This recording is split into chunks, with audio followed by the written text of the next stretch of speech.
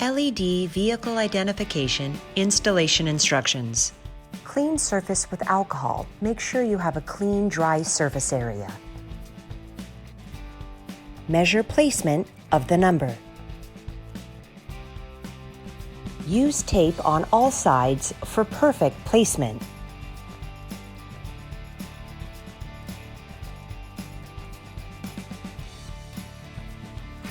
Using a marker or pen, mark the hole placement for the wire entry.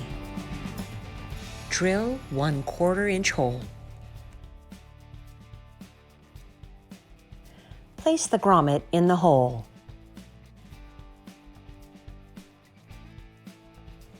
Thread the wire through the hole. Spray surface with 1 liter of tap water mixed with 3 drops of dishwashing liquid. Remove the backing from the number and adhere.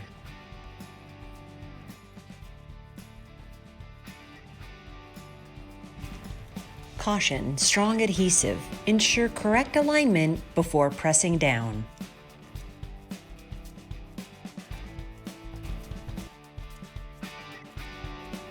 Press down firmly on the number to seal.